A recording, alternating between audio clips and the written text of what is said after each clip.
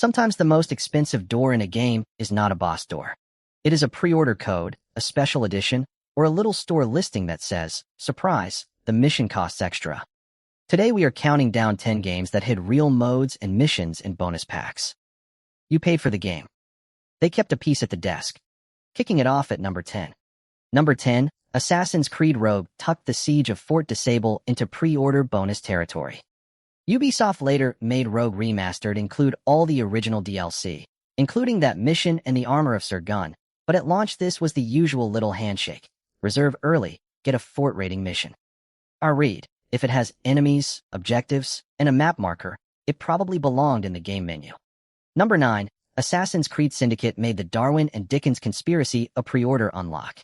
The Xbox listing describes it as 2 missions: defend Charles Darwin's discoveries, and help a friend of Charles Dickens keep a deadly secret. That is not a hat. That is story content with famous Victorian guest stars. Ubisoft did not just dangle cosmetics here. They put Charles Dickens behind a receipt. Number 8, Watch Dogs split single-player missions by retailer. GameStop got the Palace Pack, with an ATM hack boost.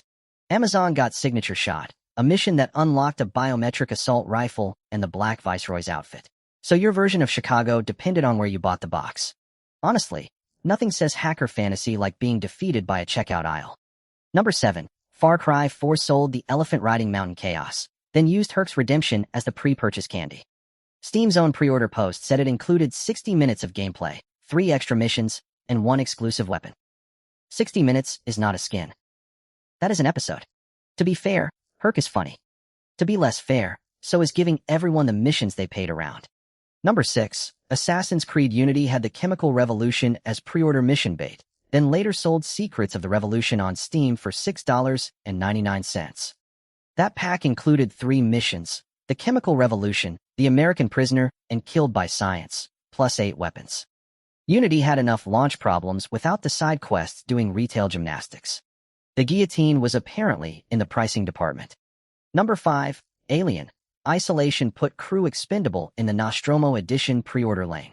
That is the one where you play as Dallas, Parker, or Ellen Ripley during the original Alien disaster. Later, the DLC showed up separately for $3.99 on stores. Great mission. Very cool fan service. Also, locking Ripley behind pre-order packaging in an Alien game is the boldest possible way to tempt the xenomorph.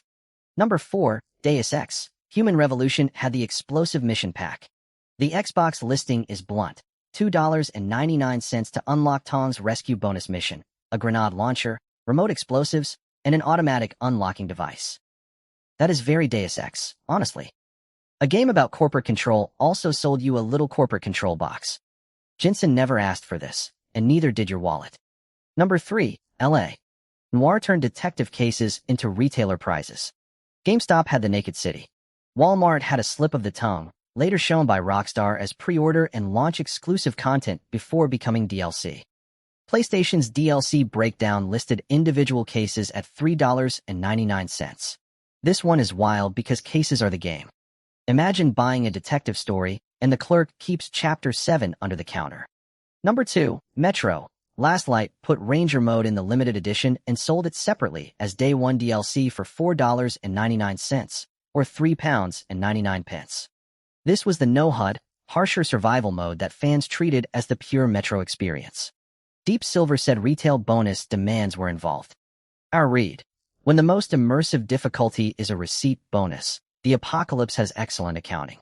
And number 1 is Mass Effect 3, because From Ashes was not a random rifle pack.